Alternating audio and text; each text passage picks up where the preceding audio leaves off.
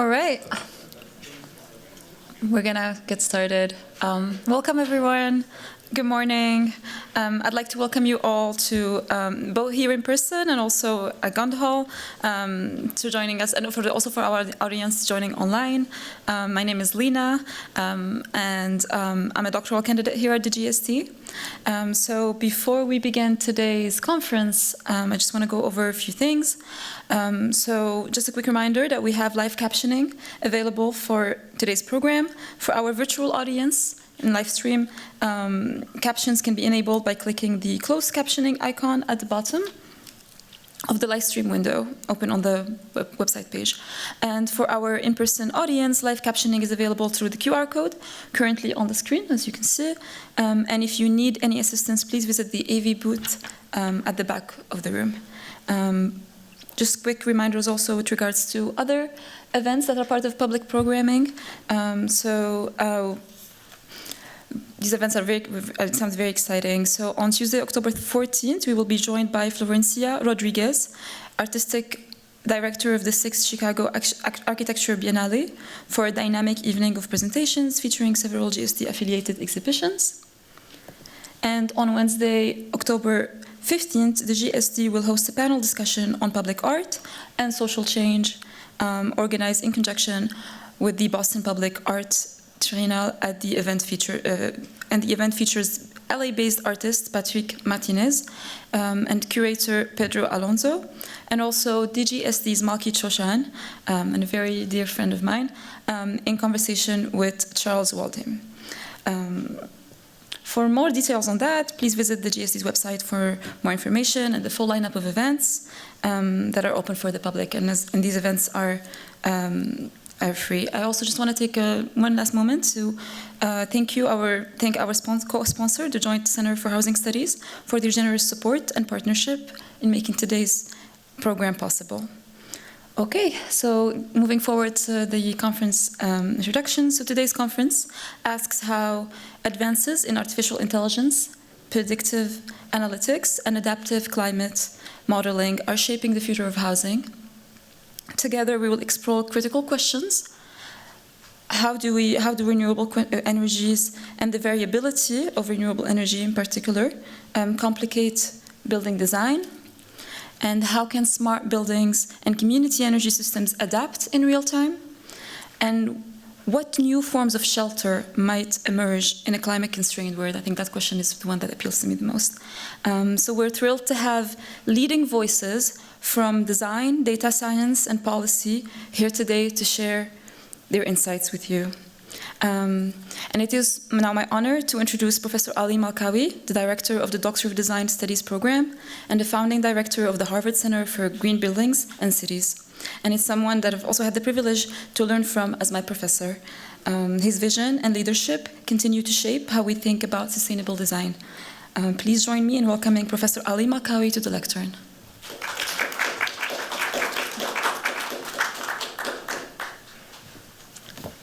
Thanks, Norila. Well, welcome everyone. On behalf of the Doctor of Design program, we call it the DDES. It's my great pleasure to extend a warm welcome to those who are here in person, as well as joining us via live stream. So just probably some of you know the history, but just a recap very quickly about the program, and I'll introduce our keynote speaker. In 1985, the Graduate School of Design launched the Doctor of Design program. It's a pioneering, really, professional doctorate spanning architecture, landscape architecture, urban design, and planning. Since then, we have more than 280 graduates. They have basically worked on advanced, groundbreaking research, expanding knowledge across these disciplines. Today, the DDES program continues to thrive, embracing an interdisciplinary approach that reflects the diverse backgrounds and expertise of our students and faculty. Also, just a very quick history about this gathering here. Each year, a small group of DDES students propose and organizes a conference. Our first student-led conference took place back in 2014. And this year marks the 11th year of the DDES students collaborating with academic community to explore and share ideas on a wide range of thought-provoking ideas. Thoughtfully actually conceived and curated primarily by Lyna Bulgam, and later joined by Gulai Shin. Today's Homecast conference sits at the crossroads of design, research, technology, and urban futures. This gathering invites us to think critically and creatively about how predictive analytics, and Nourina just basically shared very quickly the vision of the conference, adaptive modeling and intelligent infrastructure, how it may shape the very idea of home. This gathering also invites us to think critically and creatively about how predictive analytics, adaptive modeling, and also how we can shape and sense buildings in real time. So many questions arise from such a conference, or it could be also asked. When communities adapt collectively to fluctuating energy inputs, and when design itself becomes a form of anticipatory governance in the face of climate volatility. To open our event, it's my great pleasure to introduce our keynote speaker, Dr. Holly Samuelson. Dr. Samuelson is a building scientist, architect, and an educator whose work explores the profound ways buildings design and shape both human health and our planet's carbon future. She's also one of our own, a proud graduate of the DDES program. Before joining MIT, she practiced architecture, consultant for building industry, and taught for over a decade at Harvard University, where she was until recently an associate professor at the Graduate School of Design and served as a core faculty member at the Center for Green Buildings and Cities. She has authored more than 50 peer-reviewed publications, earned distinction such as the Best Paper Award from the Energy and Buildings Journal, and the Outstanding Young Contributor Award from the International Building Simulation Association. Her expertise has been widely recognized with features in outlets including the BBC and the Washington Post, where she has helped illuminate how architecture can protect public health while addressing the urgent realities of climate change. At MIT, Dr. Samuelson directs the Livable Space Lab, an interdisciplinary research group at the forefront of advancing health and energy efficiency in buildings. Her team tackles pressing challenges, from heat vulnerability and thermal resilience to indoor air quality, carbon emissions, and the future of building design in an evolving energy landscape. So please join me in welcoming back to the DDES community, Dr. Holly Samuelson.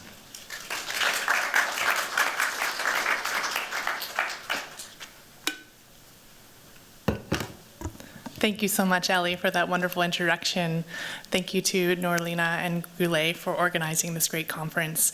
Thank you to all of you for being here in person, and it's an honor to be among you. Thank you for having me as a speaker today.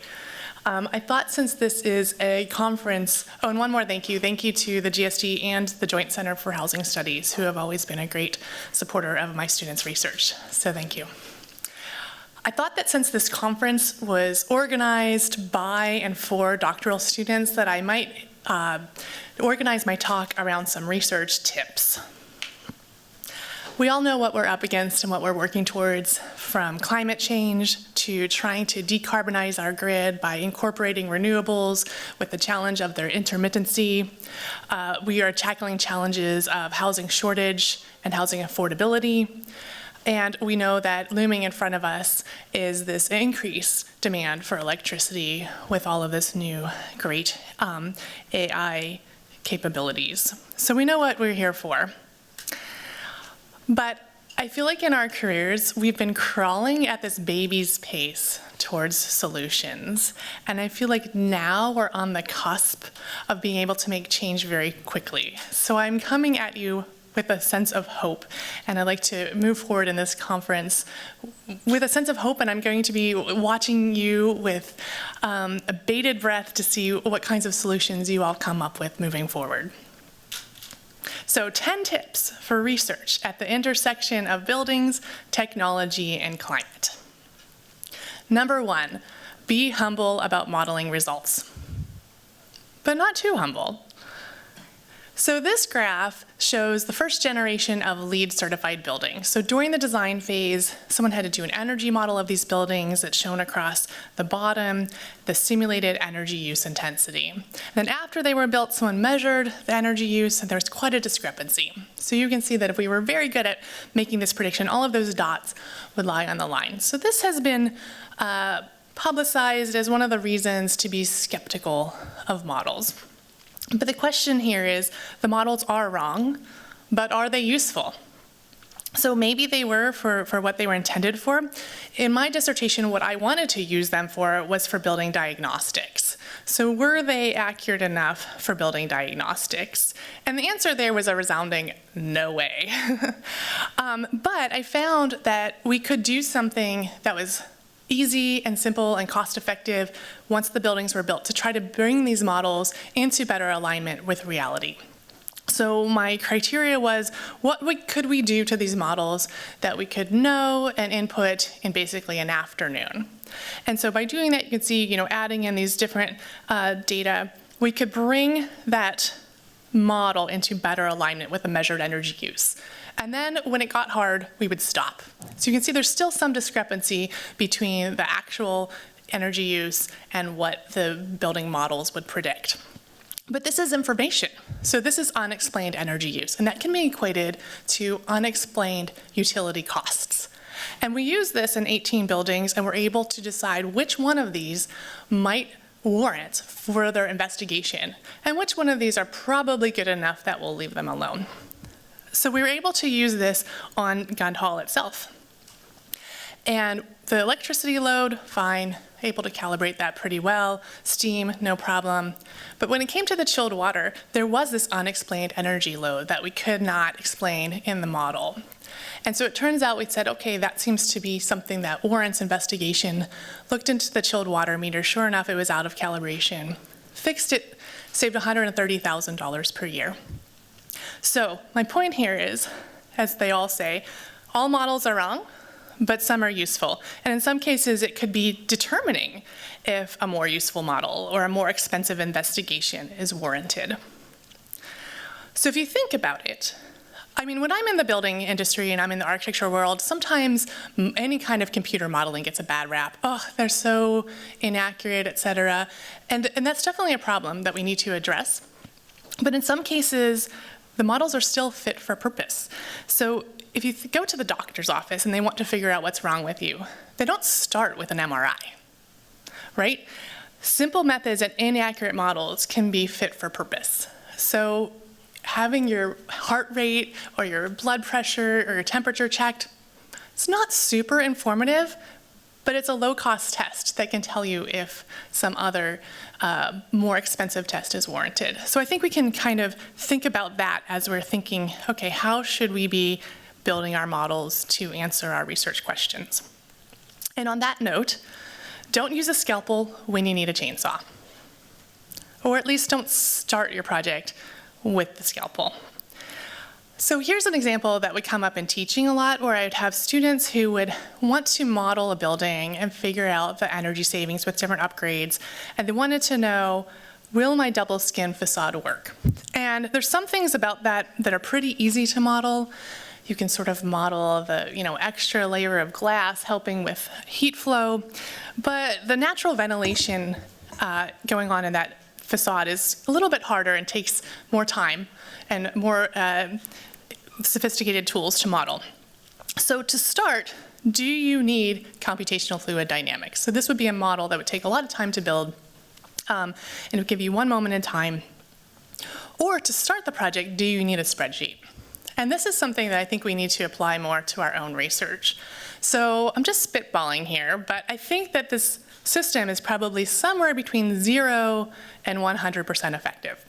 So if you did your simple energy model and you said, okay, let's take all of the hours where this might be appropriate for natural cooling, let's add up our cooling costs for all of those hours, what could possibly be the range of savings that you might get from this technology?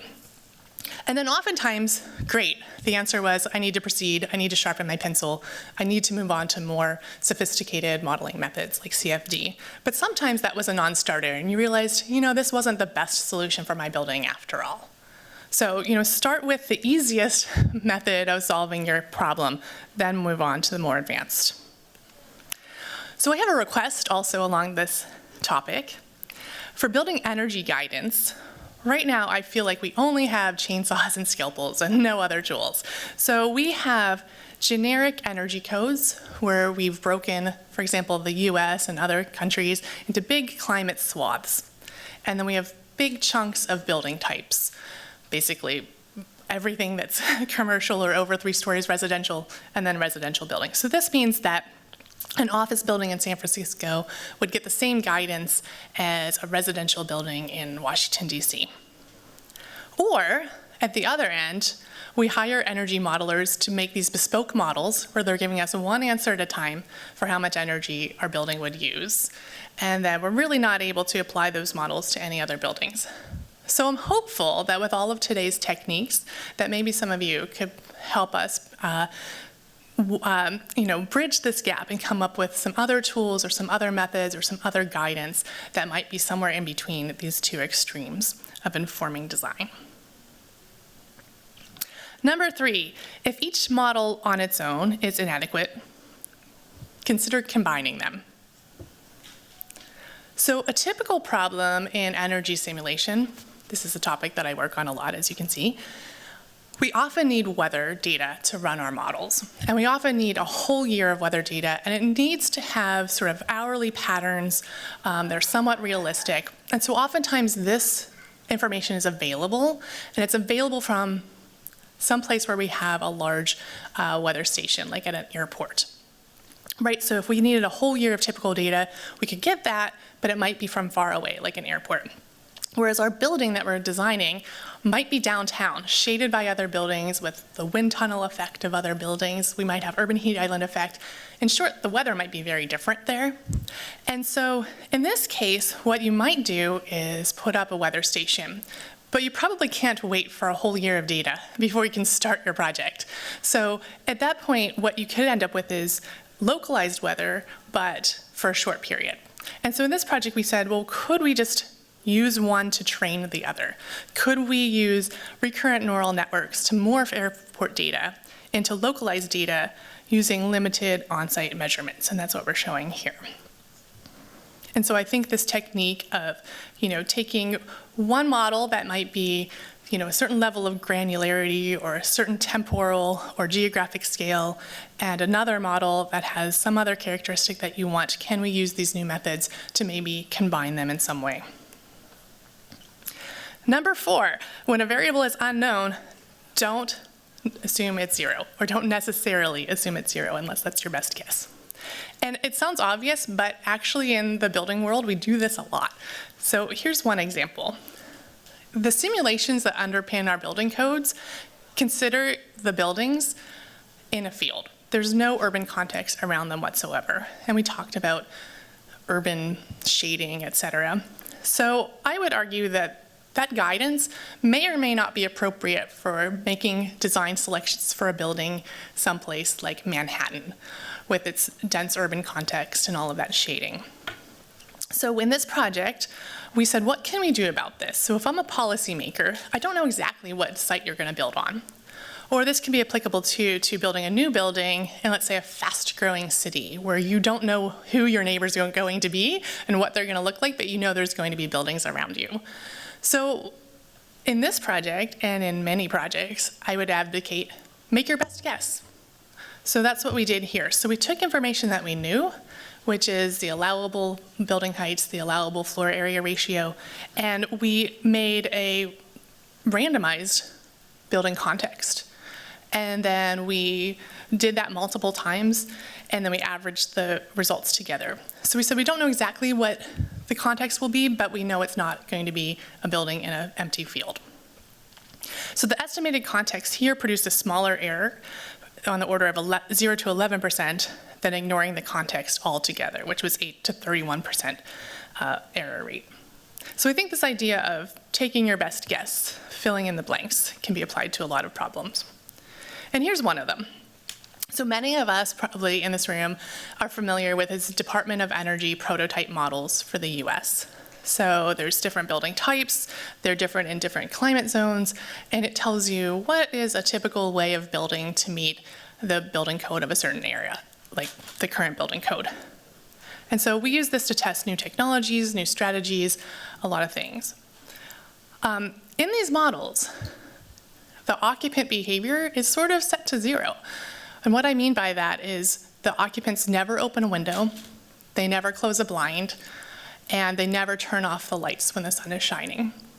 And so it's difficult for us to know what occupants will do in buildings, but it might be somewhere between nothing and operating perfectly. And so I might argue that maybe we can come up with new methods to think about occupant behavior in our models. And I think there's a whole avenue of research that could help with this. And I think that it makes, the other question is, I should have made this another tip.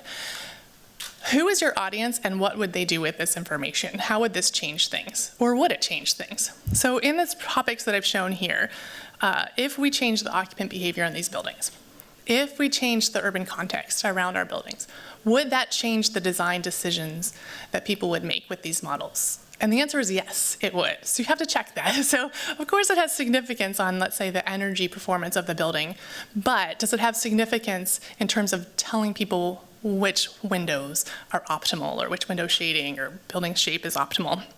So it's important to ask and answer. So when in doubt, try to make an educated guess. 5, borrow from other fields. So we have let me stop here for a minute. We have the luxury and the challenge in the building industry of making a one-off product all the time. And I think you've probably heard this before, that, we can only do so much research and development when every building is a new product on a new site with a new program. Whereas if you look to other industries where they might be making some widget over and over and over again for millions of iterations, they have the time and the budget to spend doing research and development. And so sometimes some of their research and development methods can be a little more advanced.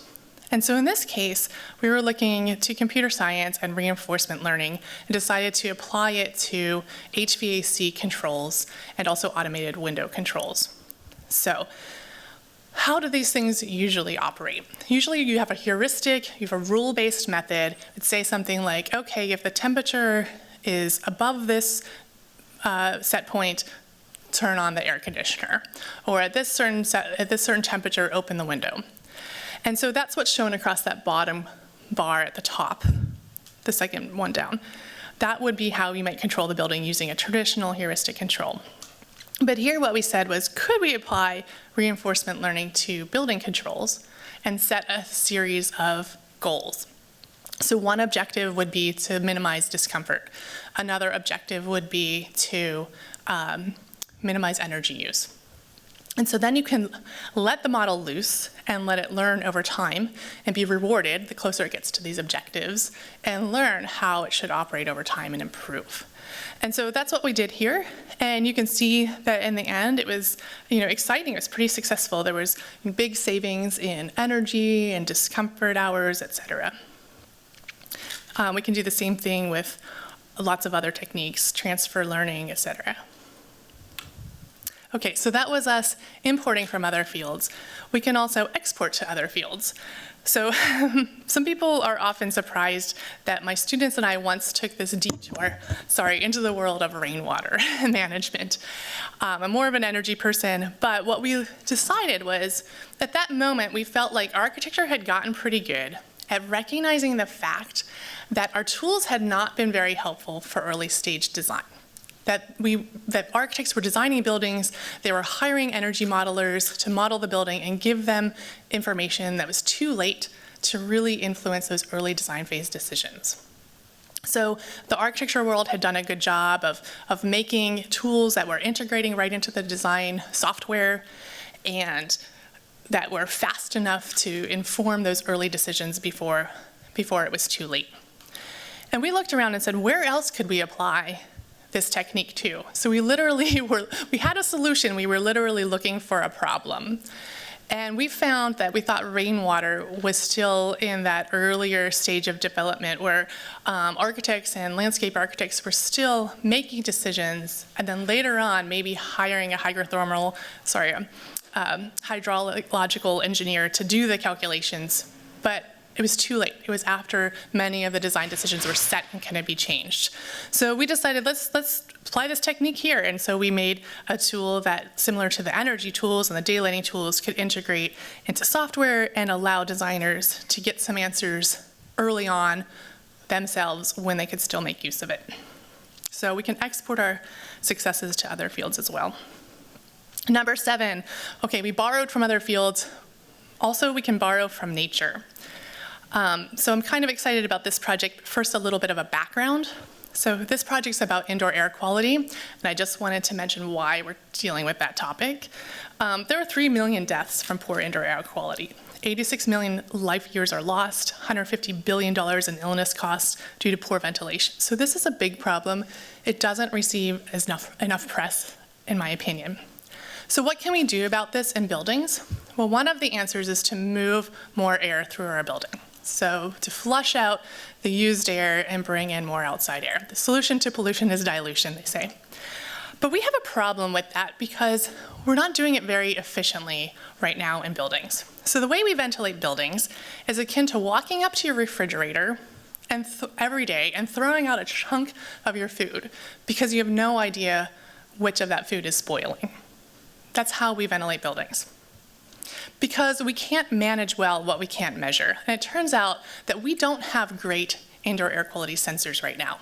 We're pretty good at carbon dioxide and particulates, but when it comes to chemicals, we don't have cost-effective sensors that we could deploy in all the rooms that could give us accurate readings that could differentiate between potentially harmful chemicals and benign chemicals.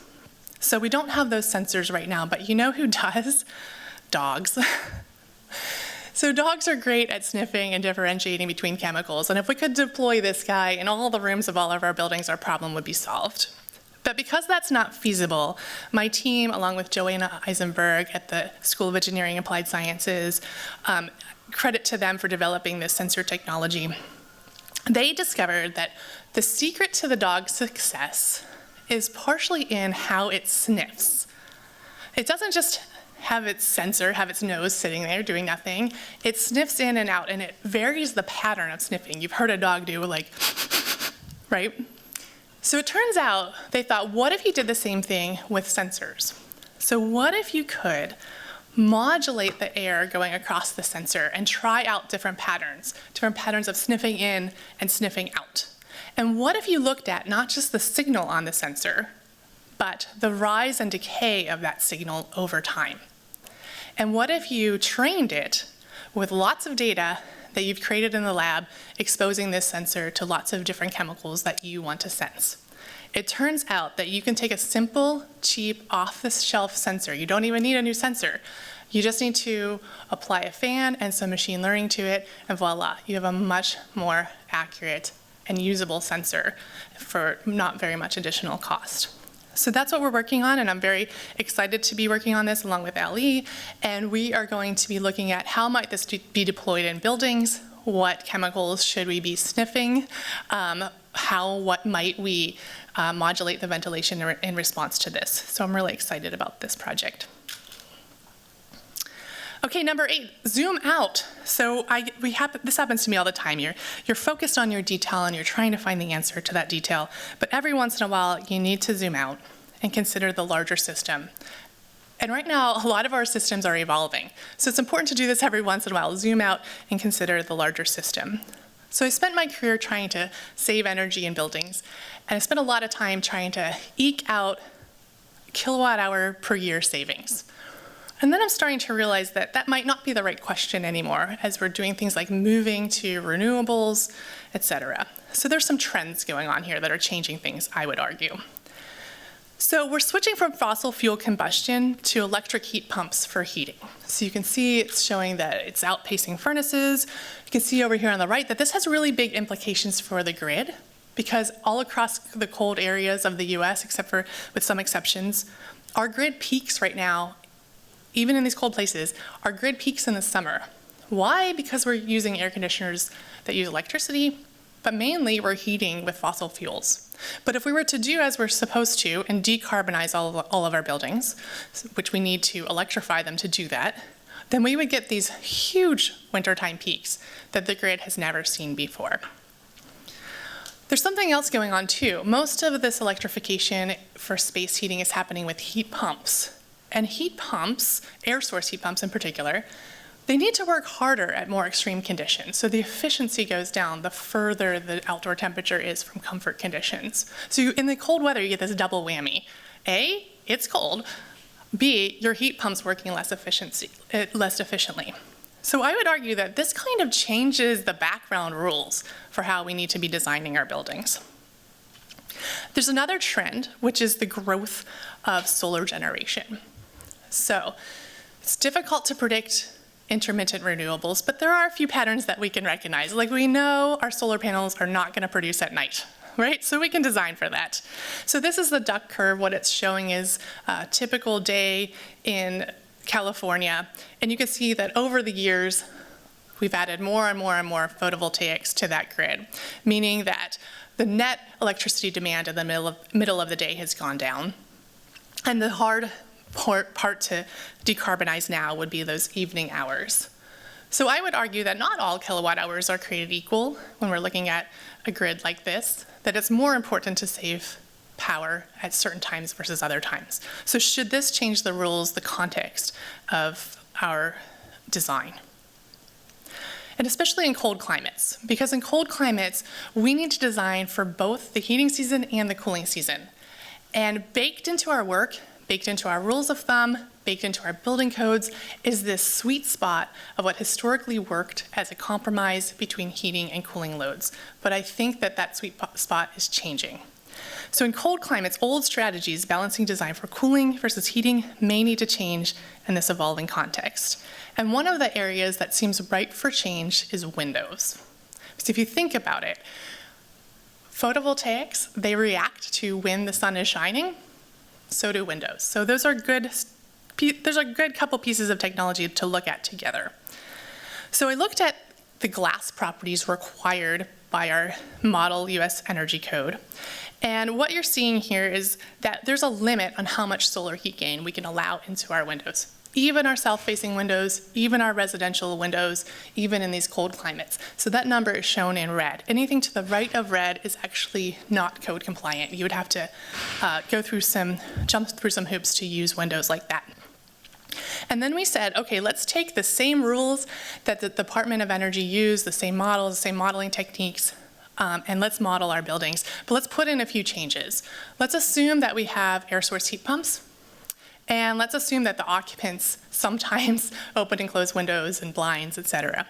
And as it turned out, what we're showing across the y-axis is the different window characteristics that we could choose. And you can see that here, what we're talking about is annual energy use in blue. And so the lowest point on that blue curve would be the least amount of energy. So that would be what we would want. And so you can see that in all but the two sunniest places, the optimal window glass would be much higher than what you would be allowed to build by code. So there's a sweet spot for saving annual energy use in the cool US climates. It's higher than code allowable or typically expected. And in this case, we've found a number of savings that really surprised us. So annual electricity savings 0 to 6%, peak hour savings 0 to 11%, annual marginal CO2 emissions 1 to 12%. So these are really big and exciting numbers for me because I've spent my career trying to eke out a 0.5% here of savings, a 0.5% there of savings. So maybe in this new world, as architects, we're not just trying to reduce the energy that our buildings use, but if we also thought of part of our job as shifting some of our energy use to better time, we could help with this overall grid problem. So tip number 9, consider non-technical barriers. And I'm telling this to myself as well because I need to do this more. So you're focused on a problem, but I think it's really important to think about who is your audience, what would they do differently with this information, but also what else is standing in the way of them doing exactly what you want them to do. So as part of my dissertation, which looked at some sort of technical modeling and fault diagnostic project, I also had a chapter that was non-technical barriers to energy model sharing and reuse, realizing that there were things like concerns about IP and liability and different things that were stopping the population from the building industry from actually implementing these solutions. And I think I need to do this a lot more. So I'm reminding myself, and maybe you as well, that once you find your solution, also think about what other barriers, what human barriers might be in the way, policy barriers, systematic barriers might be in the way to stop the implementation of your better way of doing things. And finally, don't underestimate the importance of in-person communication and collaboration, which is why I'm so happy that you're all here and why I don't want to stand in the way of getting you to networking and talking about your own projects. But with all these challenges and rapid changes that we're facing, I feel like we're all in this together. And I feel like we're all battling the problems of the day. So I'm so glad you're here, and I hope that you're inspired to go out and make these changes. Thank you.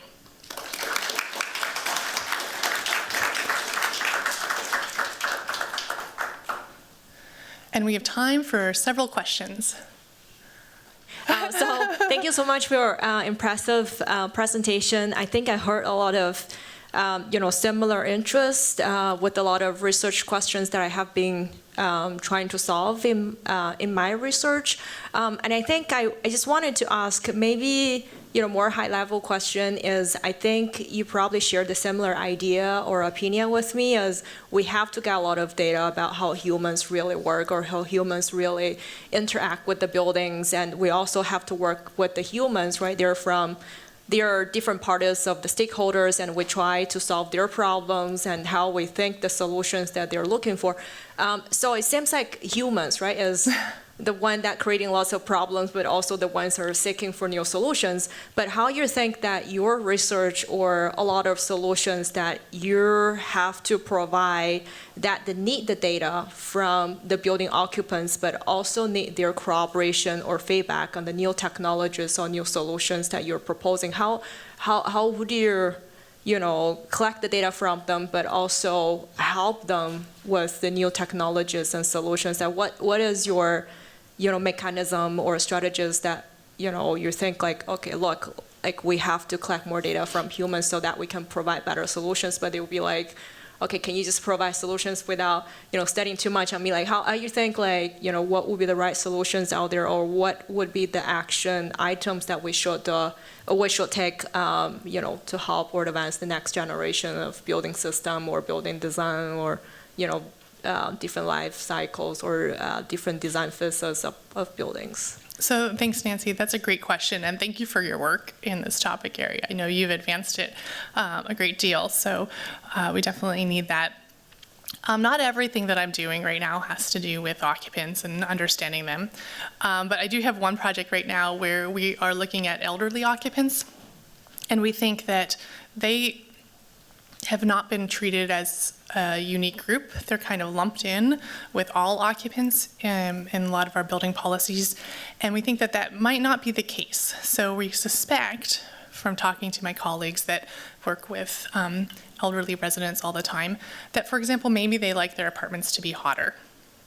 And the other thing we suspect is that there can be some, based on some observations, there can be some subset of elderly occupants who don't take adaptive action as much as our models might expect. So if you're starting to overheat in the buildings, our models suspect that you would just turn on the air conditioner, or at least a fan, or open a window, and that's not always the case. So my medical school colleagues have said, well, sometimes they go into apartments and someone is sitting there sweating and it's 100 degrees Fahrenheit, but they haven't taken any action. And so we're actually studying that now, kind of in depth, and with partnerships with medical school. So we want to understand, okay, are they hot? And if they're hot, are they hot and happy? And if they're hot and happy, are they healthy? So do they sense and feel like this is uncomfortable? And if so, or if not, are they also experiencing health impacts? So my medical school colleagues are testing things like grip strength, balance and gaits, cognitive ability, sleep disruption, et cetera. So we can figure out, okay, what are these thermal conditions and how are they affecting the occupants? And my part of this is also understanding what are the occupants doing about it. So what are their behavior patterns? Are they different than the general population? Are they something that we need to consider in building design? So also, what could we do? If we can't rely on an occupant to take adaptive action, can we design the buildings to be more resilient in the first place? Like, do we need more window awnings or roof insulation or cross ventilation to make sure that these buildings are not going to overheat if the vulnerable population might not take the adaptive action that we think they will? So that's an example of one project where we're having to reach outside of our own field and collaborate a bit to get more of that information. So keep you posted.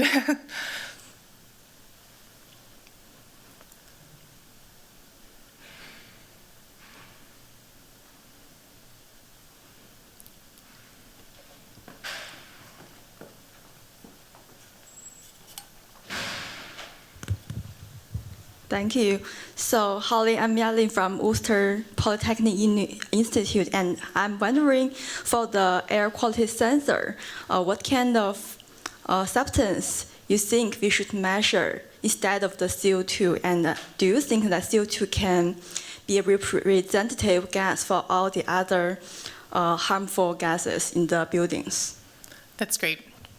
Okay, so right now we do, in some small fraction of buildings, have demand-controlled ventilation. So this is now required by code in certain spaces.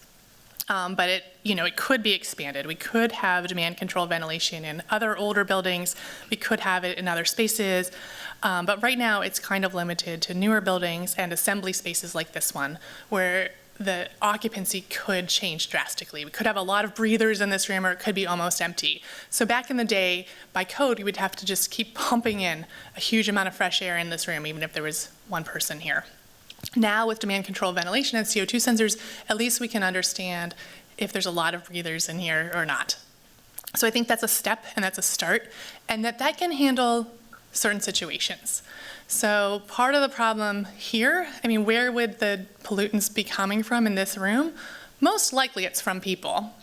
And since the people are exhaling CO2, then in this room, a CO2 sensor might do the job pretty well.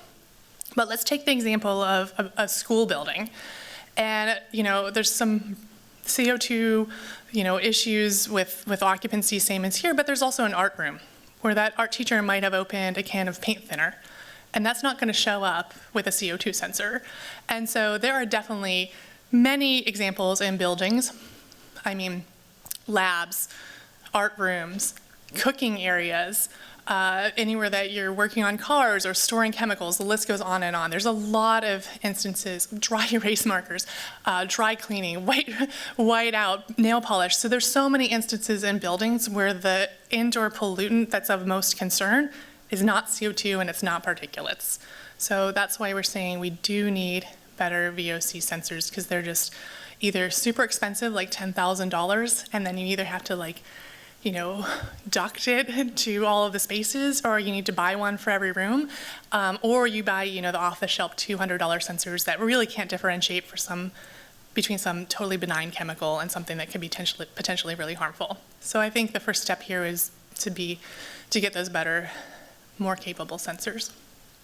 Thanks.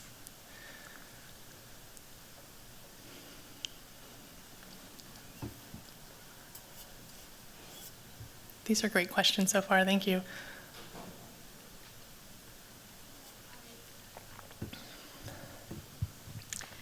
My question actually is related to how do you think to motivate people to invest more in this type of research or spending, because eventually it end up on the investment on returns.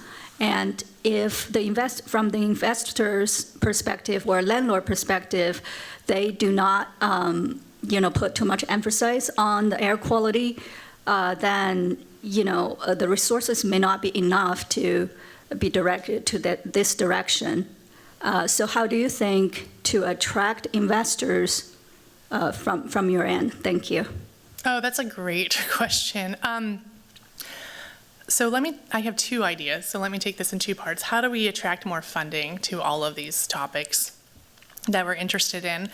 I think I have one message for building programs in academia, which is I think that we need to be very clear and we need to communicate well to our audience. So I've been on a number of grant review committees where it's, reviewing grants from across different industries. And I feel like in architecture and buildings, we sometimes do ourselves a disservice by not explaining our ideas clearly. Sometimes I even think we purposely obfuscate the language. I don't know why, maybe to sound more exciting. But I've been on a number of grants where architecture proposals have been shot down because the committee of multidisciplinary researchers just simply doesn't understand what they're saying.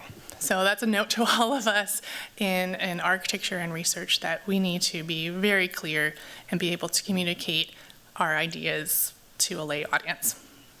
And then you brought up the great point of how do you attract investors.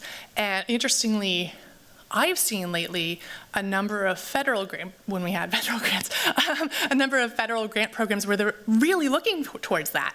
It's interesting, this like NSF and NIH and ARPA-H grants where they really want to see what is your sustainability plan, and to them, sustainability means how does this not just be an academic project, how does this get out into the world, how does this become a product? And so that one project that I'm working on, a lot of this is making the business case and showing that this is a viable product, that not only is this a good solution, but that we have a first customer and that someone will pay for it in the beginning, who might not be the one that needs it most, but it's the person that can get the company off the ground and get this product onto the market.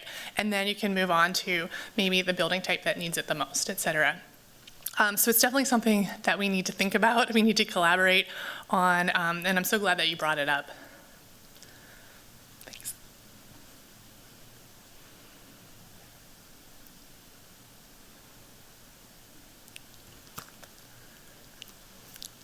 Thank you very much.